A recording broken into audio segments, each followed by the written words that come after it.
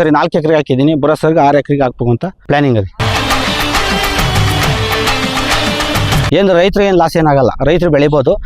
ನಾವು ಯಾರು ಪ್ರಥಮ ಫಸ್ಟ್ ಬಾರಿ ಬೆಳಿತಾರಲ್ಲ ಅವ್ರಿಗೆ ಮಾತ್ರ ಒಂದು ಸ್ವಲ್ಪ ಏನೂ ಗೊತ್ತಿರಲ್ಲ, ಒಂದು ಸ್ವಲ್ಪ ಬಂಡವಾಳ ಜಾಸ್ತಿ ಆಗ್ತಾರೆ. ಫಸ್ಟ್ನೇ ಸರಿ ಅನುಭವ ತಿಳ್ಕೊಂಡ್ರೆ ನೆಕ್ಸ್ಟ್ ಸರಿಗೆ ಅಷ್ಟೊಂದು ಖರ್ಚು ಬರೋಲ್ಲ.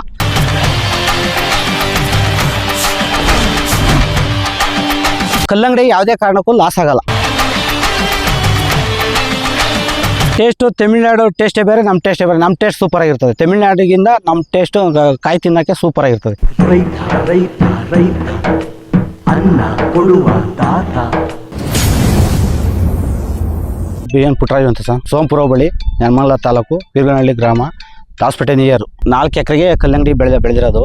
ಇದು ಫಸ್ಟು ಉಳುಮೆ ಮಾಡಿ ದನಿ ಗೊಬ್ಬರ ಹಾಕಿ ಚೆನ್ನಾಗಿ ಮುಖ್ಯ ಮಾಡಿ, ಆಮೇಲೆ ಬೆಡ್ ಮಾಡಿದ್ಮೇಲೆ ಬೆಡ್ಡಿನ ಮೇಲೆ DAP ಗೊಬ್ಬರ ಹಾಕಿ ಮಂಚಿಂಗ್ ಮಾಡಿ 19,000 ಸಸಿ ಉಣಿದ್ದೀನಿ. 4 ಎಕರೆಗೆ 19,000 ಸಸಿ ಉಣಿದ್ದೀನಿ. ಇದು ಸಾಲು ಬಂದು 5 ಅಡಿ ಅಗಲ ಇರಬೇಕು. ಸಸಿಂತ ಸಸಿ ಬಂದು 1.5 ಅಡಿಗೆ ಸಸಿ ಇರಬೇಕು. ಆಮೇಲೆ ಇದು ಹುಟ್ಟಿ ಇದು ಸಸಿ ಉಣಿ 8 ದಿವಸಕ್ಕೆ ಡ್ರಿಪ್ ಗೊಬ್ಬರ ಬಿಡಬೇಕು, 94 ಗೊಬ್ಬರ ಬಿಡಬೇಕು. ಅದಾದಮೇಲೆ 10-20 ದಿವಸಕ್ಕೆ 1261 ಗೊಬ್ಬರ ಬಿಡಬೇಕು. ಹಂಗೆ 15 ಈಗ ಫಸ್ಟು 10 ದಿನಕ್ಕೆ ಇದ್ದಿದ್ದು, ಆಮೇಲೆ ಸ್ವಲ್ಪನೇ ಬಿಡಬೇಕು. ಓವರ್ ಗೊಬ್ಬರ ಕೊಡಬಾರ್ದು. ಸ್ವಲ್ಪ ಡ್ರಿಪ್ ಗೊಬ್ಬರ ಕೊಟ್ಕೊಂಡು ಗಿಡ ಚೆನ್ನಾಗಿ ತರ್ಬೋದು. ಈ ಸರಿ ಇಳುವರಿ ಬಂದಿದೆ. ಕಾಯಿ ಸೈಜ್ ಬರಲಿದ್ದೆಸೆ ನಮಗೆ ತೂಕ ತುಳಿಲಿಲ್ಲ. ಕಲ್ಲಂಗಡಿ ಏನು ಲಾಸ್ ಮಾಡಲ್ಲ. ಔಷಧಿದು 3 ಸರಿ ತಪ್ಪು 4 ಸರಿ ಅಷ್ಟೇ ಸ್ಪ್ರೇ ಮಾಡೋದು. ಇದೇನು ಔಷಧಿ ಏನು ಜಾಸ್ತಿ ಕೇಳಲ್ಲ ಸರ್. ಔಷಧಿ ಸಿಂಪಲ್, ಔಷಧಿ ಜಾಸ್ತಿ ಏನು ಕೇಳಲ್ಲ. ಖರ್ಚಿಗೇನು ಬರಲ್ಲ. ಔಷಧಿ ಖರ್ಚು ಕಮ್ಮಿ ಬರಲ್ಲ. ಫಸ್ಟ್ ಬೆಡ್ ಮಾಡ್ಬೇಕಾದ್ರೆ ಖರ್ಚು ಜಾಸ್ತಿ ಬರೋದು. ಆಮೇಲೆ ಬೆಡ್ ಆದಮೇಲೆ ಡ್ರಿಪ್ ಗೊಬ್ಬರ ಬಿಡ್ತೀವಲ್ಲ, ಅದೇ ಜಾಸ್ತಿ ಖರ್ಚು ಬರೋದು. 3 ಎಕರೆಗೂ ಖರ್ಚು ಎಷ್ಟು ಬಿಂತು? 3.5 ಲಕ್ಷ ರೂಪಾಯಿ ಖರ್ಚು ಬಂದಿದೆ ಸರ್. ಇದು 3 ಎಕರೆಗೆ 3.5 ಲಕ್ಷ ಖರ್ಚು ಬಂದಿದೆ. ಅಷ್ಟೊಂದು ಖರ್ಚೇನು ಬರ್ತಿರಲಿಲ್ಲ. ಇದೇ ಫಸ್ಟ್ ಪ್ರಥಮ ಬಾರಿಗೆ ಬೆಳೆದಿರೋದು ನಾವು. ಆದ್ದರಿಂದ ಈ ಸರಿ ಒಂದು ಸ್ವಲ್ಪ ಎಲ್ಲ ಚೆನ್ನಾಗಿ ಅನುಭವ ಆಗಿದೆ. ಮುಂದಿನ ಸರಿ ಇದು ಕಲ್ಲಂಗಡಿ ಏನು ಲಾಸ್ ಮಾಡಲ್ಲ. ಕೆಜಿಗೆ 12 ರೂಪಾಯಿ 13 ರೂಪಾಯಿ ಸಿಕ್ಕಿರೂ ಒಳ್ಳೆ ದುಡ್ಡು ಆತ ಸರ್. ಈಗ ನಿಮಗೆ ನೀವು ಹಾಕಿರೋ ಬಂಡವಾಳ ತಗೊಂಡಿದ್ದೀರಾ? ಹೆಚ್ಚು ಕಮ್ಮಿ ಸೆಕೆಂಡ್ಸು ಇದೆಲ್ಲ ಮಾಡಿದ್ರೆ ಹಾಕಿರೋ ಬಂಡವಾಳದಿಂದ ಮ್ಯಾಗಡೆ ಒಂದು 50,000 ಬತ್ತ ಸರ್. ಈ ಸರಿ ಏನಾಗಿದೆ ಅಂದರೆ ಕಾಯಿ ಇಳುವರಿ ಬಂದಿದೆ, ಸೈಜ್ ಬಂದಿಲ್ಲ. ಸೈಜ್ ಬಂದಿದ್ರೆ ಇದ್ರಾಗೇನೆ ಒಳ್ಳೆ ಸೈಜ್ ಬಂದು ತೂಕ ತುಳಿದಿರೋ 10 kg 12 kg ತುಳಿದಿದ್ರೆ ಒಳ್ಳೆ ದುಡ್ಡು ಬಂದ್ಬಿಡೋದು. ಸೈಜ್ ಸಣ್ಣ ಬಂದಿರೋ ದೆಸೆ ಇದೇ ಫಸ್ಟ್ ಬಾರಿ ಬೆಳೆದಿರೋದು. ಆ ದೆಸೆ ಸೈಜ್ ಕಮ್ಮಿ ಬಂದಿದೆ. ಅನುಭವ ಚೆನ್ನಾಗಾಗಿದೆ. ಇನ್ನು ಮುಂದೆ ಕಲ್ಲಂಗಡಿಗೆ ಏನು ಲಾಸ್ ಆಗಲ್ಲ. ಒಳ್ಳೆ ಎಕರೆಗೆ ಏನಿಲ್ಲ ಅಂದ್ರೂ 50,000 ಖರ್ಚಿಕ್ಕಿರೂ 50ರಿಂದ 75,000 ಖರ್ಚಿಕ್ಕಿರೂ 75,000 ರೂಪಾಯಿ ಬರೀ 2 ತಿಂಗಳು 70ರಿಂದ 75 ದಿನಕ್ಕೆ ಕ್ಲಿಯರ್ ಆಗ ಬೆಳೆ ಸಹ ಇದು. ಅಂದರೆ 75 ದಿವಸಕ್ಕೆಲ್ಲ ಬಂದ್ಬಿಡ್ತದ? 75 ದಿವಸಕ್ಕೆಲ್ಲ 75 ದಿವಸಕ್ಕೆಲ್ಲ ಕಟಾವ್ ಆಗುತ್ತೆ ಸರ್ ಇದು. ಅಂದರೆ 2.5 ತಿಂಗಳು ಬೆಳೆ. 2.5 ತಿಂಗಳು ಬೆಳೆ ಅಷ್ಟೇನಾ? ಅಷ್ಟೇ. ಹೌದ್ರಾ? ಹಂಗಾರೆ ಬೆಳಿಬೋದಲ್ಲ ರೈತರು ಬೆಳಿಬೋದು. ರೈತರಿಗೆ ಏನು ಲಾಸ್ ಏನಾಗಲ್ಲ, ರೈತರು ಬೆಳಿಬೋದು. ನಾವು ಯಾರು ಪ್ರಥಮ ಫಸ್ಟ್ ಬಾರಿ ಬೆಳಿತಾರಲ್ಲ ಅವ್ರಿಗೆ ಮಾತ್ರ ಒಂದು ಸ್ವಲ್ಪ ಏನೂ ಗೊತ್ತಿರಲ್ಲ, ಒಂದು ಸ್ವಲ್ಪ ಬಂಡವಾಳ ಜಾಸ್ತಿ ಆಗ್ತಾರೆ. ಫಸ್ಟ್ನೇ ಸರಿ ಅನುಭವ ತಿಳ್ಕೊಂಡ್ರೆ ನೆಕ್ಸ್ಟ್ ಸರಿಗೆ ಅಷ್ಟೊಂದು ಖರ್ಚು ಬರೋಲ್ಲ. ಈಗ 1 ಎಕರೆ ಹಾಕಿದ್ರೆ ರೈತರು ಏನು ಅಂತ ಲಾಭ ಕಾಣಕ್ಕಾಗಲ್ಲ. ಸುಮಾರು 5 ಎಕರೆ 10 ಎಕರೆ 8 ಎಕರೆ ಹಾಕ್ಬೇಕು ಅಂತ ಹೇಳ್ತಾರಲ್ಲ, ಅದ್ರಲ್ಲಿ ಒಳ್ಳೊಳ್ಳೆ ಲಾಭ ಕಾಣ್ಬೋದು ಅಂತ ಹೇಳ್ತಾರಲ್ಲ. ಈಗ ನೀವು 3 ಎಕರೆಗೆ ಬೆಳೆದಿದ್ದೀರಾ. ಈಗ ನಿಮ್ಗೆ ಏನು ಅನಿಸ್ತಾ ಇದೆ ಅಂತ? ಸರ್ 3 ಎಕರೆ ಬೆಳೆದಿದ್ದೀನಿ. ಗಿಡ ಚೆನ್ನಾಗಿ ಬಂತು. ಸೈಜ್ ಕಾಯಿ ಬರಲಿಲ್ಲ. ಸೈಜ್ ಕಾಯಿ ಬಂದಿದ್ರೆ ಒಳ್ಳೆ ದುಡ್ಡಾಗೋದು. 14-15 ರೂಪಾಯಿ ರೇಟ್ ಸಿಕ್ಕಿರೆ ಎಕರೆಗೆ ಒಂದು 3 ಲಕ್ಷ 3.5 ಲಕ್ಷ ದುಡ್ಡು ಮಾಡ್ಬೋದು. ಈ ಸರಿ ಫಸ್ಟೇ ಅನುಭವ. ನೆಕ್ಸ್ಟ್ ಕಲ್ಲಂಗಡಿ ಯಾವುದೇ ಕಾರಣಕ್ಕೂ ಲಾಸ್ ಆಗಲ್ಲ. ಒಳ್ಳೆ ಕಾರಣ ಏನು? ಸೈಜು ಅಂದರೆ ಸರ್ ಇದು ಫಸ್ಟೇ ಅನುಭವ. ಯಾವುದೋ ಪಕ್ಕದಾಗೆಲ್ಲ ತಿಳ್ಕೊಂಡಿದ್ದೆ, ನಮ್ಗೆ ಅನುಭವ ಗೊತ್ತಾಗಲಿಲ್ಲ. ಈ ಸರಿ ಚೆನ್ನಾಗಿ ಗೊತ್ತಾಗಿದೆ. ಇದರಿಂದ ನಮಗೆ ಸೈಜು ಹತ್ತಿರಕ್ಕಾಗಲಿಲ್ಲ. ಟೋಟಲಿ ಎಷ್ಟು ಟನ್ಗಳ ನಿರೀಕ್ಷೆನಲ್ಲಿ ಇದ್ದೀರಾ ನೀವು? ಒಂದು ಗಿಡಕ್ಕೆ 10 kg ಕಾಯಿ ಬಿಟ್ರು 19,000 ಗಿಡಕ್ಕೂ ಇಲ್ಲಿಗೆ ಆಲೆ 30 ಟನ್ ಆಗಿದೆ. ಓಹೋ, ಅಲ್ಲೇ 30 ಟನ್ ಆಗಿದೆ. ಟೋಟಲಿ ಅಂತಂದ್ರೆ 50 ಟನ್ ಆಗ್ತದೆ. ಇಟ್ಕೊಂಬೋದು 50 ಟನ್ ಆಗ್ತದೆ. ಅಂದ್ರೆ ಟನ್ ಲೆಕ್ಕ ಹೋಯ್ತು ಅಂತಂದ್ರೂ ನಿಮ್ಗೆ ಲಾಸ್ ಏನಿಲ್ಲ. ಕಲ್ಲಂಗಡಿ ಯಾವುದು ಲಾಸ್ ಆಗಲ್ಲ. ಇದು ಔಷಧಿ ಹೊಡೆಯಂಗಿಲ್ಲ. ಔಷಧಿ 3 ಸರಿ ಸ್ಪ್ರೇ ಮಾಡ್ಕೊಳೋದು. 3 ಸರಿ 4 ಸರಿಯಿಂದ ಸ್ಪ್ರೇ ಮಾಡಿಬಿಟ್ರೆ ಮುಗೀತು. ಇದಕ್ಕಿನ್ನೇನು ಇಲ್ಲ. ಒಂದು ಕರಿಯರ್ ಆಗುವಂಥ ಒಂದು ಬರ್ತದೆ, ಅದು ಬರ್ದಂಗೆ ಇದ್ಬಿಟ್ರೆ ಇನ್ನೇನು ಪ್ರಾಬ್ಲಮ್ ಇಲ್ಲ.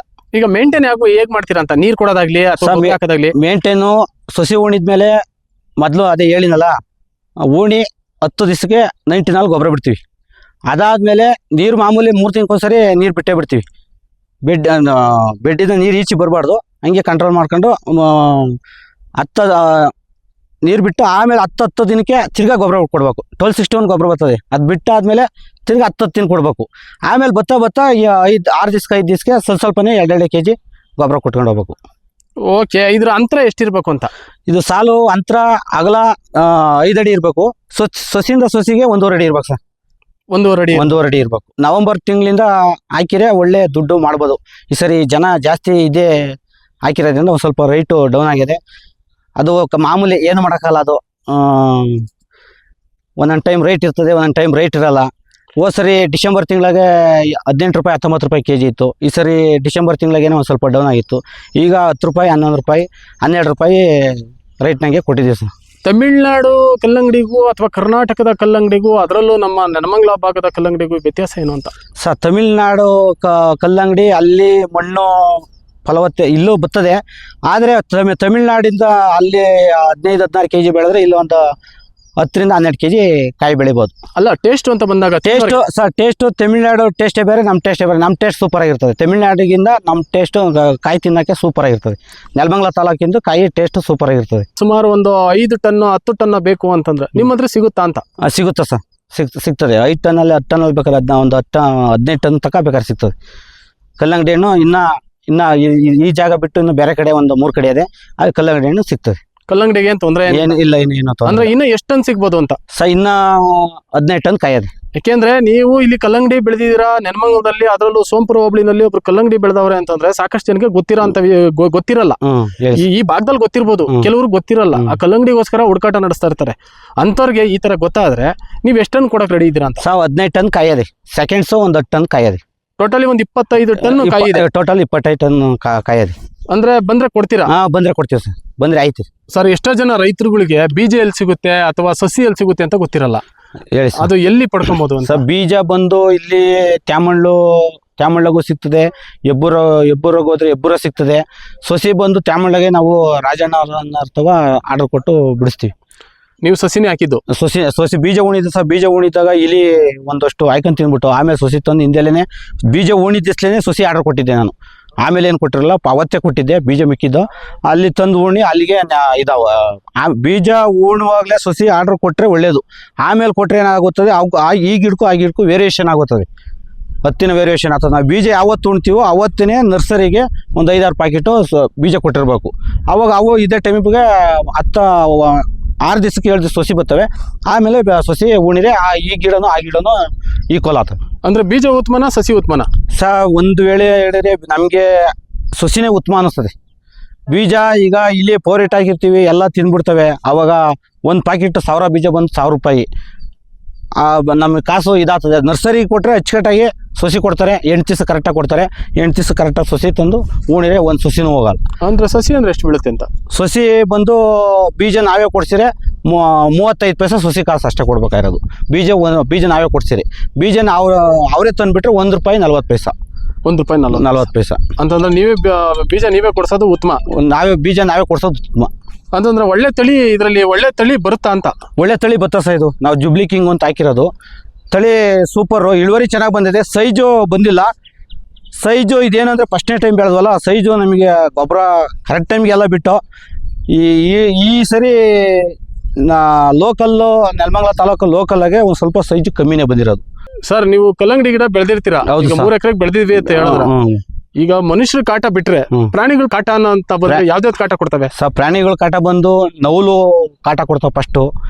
ಆಮೇಲೆ ಕಾಯಿ ಬಂದಾಗ ಹಂದಿ ಕಾಟ ಕೊಡ್ತವೆ. ಮೊದಲೇ ಊರೊಳಗೆ ಕೋತಿ ಇದ್ರೆ ಕೋತಿದೊಂದು ಪ್ರಾಬ್ಲಮ್. ಅವನ್ನ ಹೆಂಗೆ ಇದು ಮಾಡಬೇಕು ಅಂದರೆ, ನೌಲು ಸಸಿ ಉಣಿ 15 ದಿನ ಕಾಪಾಡಿದ್ರೆ ನೌಲು ಕಾದ್ರೆ ನೌಲ್ದೇನು ಪ್ರಾಬ್ಲಮ್ ಇರಲ್ಲ. ಆಮೇಲೆ ತಿನ್ನಲ್ಲ. 15 ದಿನ ಆದಮೇಲೆ ಕಾಯಿ ಬರೋ ಟೈಮ್ಗೆ ಈ ಸುತ್ತಲೂ ತುಮಕೂರಾಗೆ ಒಂದು ಬಲೆ ಸಿಗ್ತದೆ, ಮೀನಿನ ಬಲೆ ಅಂತ. ಆ ಬಲೆ ತಂದು ಬಿಟ್ಟರೆ ಹಂದಿ ಒಳಗಡೆಗೆ ಎಂಟ್ರಿ ಆಗಲ್ಲ. ಹಂದಿನೇ ಬರಲ್ಲ, ಒಳಗಡೆಗೆ ಎಂಟ್ರಿನೂ ಆಗಲ್ಲ, ತಿನ್ನೋದು ಇಲ್ಲ. ಕೋತಿಗಳನ್ನ ಮಾಮೂಲಿ ಕಾಯಲೇಬೇಕು, ಕಡ್ಡಾಯವಾಗಿ ಕಾಯಲೇಬೇಕು. ಅಂದ್ರೆ ಗ್ರಾಮಗಳಲ್ಲಿ ಕೋತಿ ಬರ್ತವೆ, ಗ್ರಾಮಗಳು ಇಲ್ಲೆಲ್ಲ ಬರ್ತಾವಂತ? ಇಲ್ಲೇನು ಕೋತಿ ಏನಿಲ್ಲ ಸರ್. ಇಲ್ಲಿ ನಮ್ಮೂರ ಗ್ರಾಮದಾಗ 1-2 ಕೋತಿ ಅಷ್ಟೇ. ಇಲ್ಲೇನು ಕೋತಿ ಇಲ್ಲ. ಓಕೆ. ಈಗ ಪ್ರಾಣಿಗಳ ಕಾಟ ಬಿಟ್ರೆ ಮನುಷ್ಯರ ಕಾಟ ಅಂತ ಬಂದ್ರೆ ಸರ್, ಮನುಷ್ಯರ ಕಾಟ ರಾತ್ರಿ ಹೊತ್ತು ನೈಟ್ ಕಿತ್ಕೊಂಡು ಹೋಗ್ತಾರೆ. ಅದ್ರ ಬಗ್ಗೆ ನಾವೇನು ಮಾಡೋಕ್ಕಾಗಲ್ಲ. ಏನು ಮಾಡ್ತೀರಾ, ಅವರು ಕದ್ದು ತಿನ್ನಬಾರ್ದು, ಆದ್ರೂ ಕಿತ್ಕೊಂಡೋಗಿ ತಿಂತಾರೆ. ನಾನೇ ರೀಸೆಂಟಾಗಿ 3 ಹಿಡಿದೆ. ಏನೋ ತಪ್ಪಾಗೋಯ್ತು ಅಂದರು.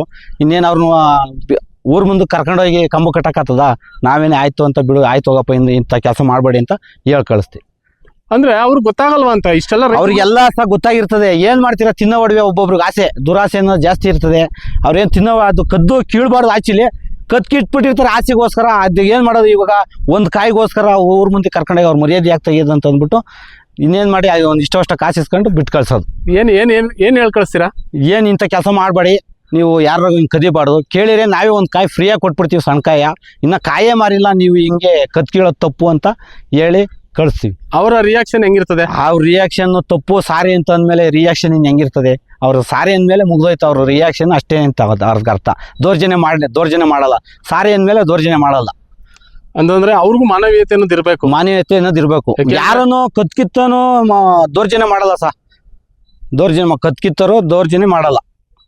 ಯಾಕೆಂದ್ರೆ ಕಷ್ಟ ಬಿದ್ದು ಬೆಳೆದಿರ್ತೀವಿ. ಅವ್ರು ತಿನ್ನೋ ಒಡವೆ ಏನ್ ಮಾಡ್ತೀವಿ, ಕೀಳ್ಬಾರ್ದು ಅಂತ ಅವ್ರ ಮನ್ಸಾಗೂ ಇರ್ತದೆ. ತಿನ್ನೋ ಒಡೆ ಇಬ್ರು ಏನ್ ಮಾಡೋಣ ಅಂತ ಕತ್ಕಿತ್ಬಿಡ್ತಾರೆ. ನಾನೇ ರೀಸೆಂಟ್ 3 ಹಿಡಿದಿದ್ದೆ. ಕಲ್ಲಂಗಡಿ ಬಗ್ಗೆ ಬೆಳೆದ್ರೆ ಒಳ್ಳೆ ಅಧಿಕ ಲಾಭ ಇದೆ. ಆದಷ್ಟು ಜನ ಕಲ್ಲಂಗಡಿ ನವಂಬರ್ ಡಿಸೆಂಬರಾಗೆ ಬೆಳೆದ್ರೆ ಒಳ್ಳೆ ನವಂಬರ್ ಡಿಸೆಂಬರಾಗೆ ಚೆನ್ನಾಗಿ ಇಳುವರಿ ಬರ್ತದೆ. ಚೆನ್ನಾಗಿ ಒಂದು ಎಕರೆಗೆ ಹೆಚ್ಚು ಕಮ್ಮಿ 3 ಲಕ್ಷ ರೂಪಾಯಿ ದುಡ್ಡು ಮಾಡ್ಬೋದು. ಅಂದ್ರೆ ನೀರ್ ಸೋರ್ಸ್ ಚೆನ್ನಾಗಿರ್ಬೇಕಾ? ನೀರ್ ಸೋರ್ಸು ಚೆನ್ನಾಗಿರ್ಬೇಕು ಸರ್. ನೀರ್ ಸೋರ್ಸು ಚೆನ್ನಾಗಿರ್ಬೇಕು. ಬೋರ್ ಇದ್ದವ್ರಿಗೆ ನೀರ್ ಸೋರ್ಸು ಚೆನ್ನಾಗಿರ್ಬೇಕು. ನಮ್ಮ 4 ಬರವೆ, 4 ತೋಲು 4 ಬರವೆ. ನೀರಿಗೇನು ಪ್ರಾಬ್ಲಮ್ ಇಲ್ಲ. ಇನ್ನೊಬ್ಬ ಬೆಳೆ ಬೆಳಿತೀನಿ ಅಂದ್ರೆ ಖುಷಿ ನಮ್ಗೆ. ಅವ್ರಿಗೆ ಬೆಳೆ ಬೆಳೆಯೋರಿಗೆ ಸಜೆಷನ್ ಹೇಳ್ತೀವಿ. ಹೇಳ್ತೀವಿ ಸಜೆಷನ್ ಕೊಡ್ತೀವಿ. ಈಗ ಮಾರ್ಕೆಟ್ಗೆ ಅಂತ ಬಂದ್ರೆ ಎಲ್ಲ ಹಾಕ್ತೀರಾ ನೀವು? ಮಾರ್ಕೆಟ್ಗೆ ಅಂತ ಬಂದಾಗ ಮಾಮೂಲಿ ಇಲ್ಲಿಗೆ ಬಂದೇ ಬರ್ತಾರೆ. ಅವ್ರ ಹತ್ರ ಫೋನ್ ನಂಬರ್ ಕಲೆಕ್ಟ್ ಮಾಡಿರ್ತೀವಿ. ಸ್ಪಾಟ್ಗೆ ಕಳಿಸ್ತೀವಿ. ಈಗ ಸ್ಪಾಟ್ಗೆ ಅವ್ರು ಬರೋದ್ರಿಂದ ನಿಮ್ಗೆ ಲಾಭನಾ ಇಲ್ಲ ನೀವೇ ಮಾರ್ಕೆಟ್ ಸ್ಪಾಟ್ಗೆ ನಾವು ತಾಂಡೆ ಮಂಡಿಗೆ ಹಾಕಿರೇನೆ ನಮಗೂ ಕೂಲಿ ಲಾಭ ಇದ್ದೇ ಇರ್ತದೆ. ಇಲ್ಲೇ ಹೆಚ್ಚಿಗೆ ಬಂದು ಬಿಟ್ಟರು ಒಳ್ಳೇದೇ. ಎರಡಕ್ಕೂ ಲಾಭ ಇದ್ದೇ ಇರ್ತದೆ. ಏನು ಮೋಸ ಏನಿರಲ್ಲ. ಅಂದ್ರೆ ಅಲ್ಲ ಸ್ವಲ್ಪ ಟೈಮ್ ವೇಸ್ಟ್ ಆಗ್ತದೆ. ಇಲ್ಲೇ ಬರೋದ್ರಿಂದ ಅನುಕೂಲ ಆಗ್ತದೆ. ಮುಂದಿನ ದಿನಗಳಲ್ಲಿ ಇನ್ನೂ ಬೆಳಿಬೇಕು ಅನ್ಕೊಂಡಿದ್ರೆ ಮುಂದೆ ನವಂಬರ್ ಡಿಸೆಂಬರ್ಗೆ ಬೆಳಿಬೇಕು ಅಂತ ನಂದು ಈ ಸರಿ 4 ಎಕರೆಗೆ ಹಾಕಿದ್ದೀನಿ. ಬರೋ ಸರಿಗೆ 6 ಎಕರೆಗೆ ಹಾಕ್ಬೇಕು ಅಂತ ಪ್ಲಾನಿಂಗ್ ಐತೆ. ಯಾಕೆಂದ್ರೆ ಏನು ಖರ್ಚಿಲ್ವಲ್ಲ? ಏನು ಖರ್ಚಿಲ್ಲ. ಫಸ್ಟ್ ಏನು ಬೆಡ್ ಮಾಡಿ ಆಮೇಲೆ ಖರ್ಚೇನಿಲ್ಲ. ಔಷಧಿ 3 ಸರಿ ಹೊಡ್ಸ್ಕೊಂತದ ಅಷ್ಟೇ. ಆಮೇಲೆ ಏನು ಖರ್ಚಿರಲ್ಲ. ಡ್ರಿಪ್ ಗೊಬ್ಬರ ಮಾಮೂಲಿ ವಾರಕ್ಕೊಂದ್ಸರಿ, 70 ದಿವಸಕ್ಕೆ ಅಲ್ಲಿ 10 ದಿವಸಕ್ಕೆ ಒಂದ್ಸರಿ ಅಂದ್ರೂ 7 ಸರಿ 8 ಸರಿ ಗೊಬ್ಬರ ಬಿಡ್ಸ್ಕೊಂತದೆ. ಈಗ ಬಂದವ್ರಿಗೆ ಏನ್ ರೇಟ್ ಕೊಡ್ತೀರಾ?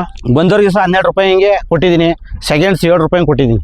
ಇದನ್ನ ಬೆಳೆಯೋದ್ರಿಂದ ಲಾಭ ಆಗ್ತದೆ, ಅವರು ಕೂಡ ಅಭಿವೃದ್ಧಿ ಆಗ್ತಾರೆ, ಅವ್ರಿಗೂ ಕೂಡ ಸಹಾಯ ಆಗ್ತದೆ ಅನ್ನೋದಾದ್ರೆ ಯಾಕೆ ರೈತರುಗಳು ಬೆಳಿಬಾರ್ದು? ಈ ಭಾಗದಲ್ಲಿ ರೈತರುಗಳು ಬೆಳೆದ್ರೆ ಅನುಕೂಲ ಆಗ್ತದೆ. ನಮ್ ರೈತರು ಬೆಳಿಲಿ. ನಾವು ಮಾಡ್ತಾ ಇರೋದೇ ರೈತರು. ಯಾಕಂದ್ರೆ ನಾವ್ ಏನ್ಕೋಸ್ಕರ ಅಲ್ಲಿಂದ ಹುಡಿಕೊಂಬಂದ ಹೇಳಿ ರೈತರಿಗೆ ನಿಮ್ಮಿಂದ ಒಂದು ಸ್ಫೂರ್ತಿ ಆಗ್ತದೆ. ನೀವು ಕೂಡ ಈಗ ಅದರಿಂದ ಅನುಕೂಲ ಪಡೆದಿದ್ದೀರಾ.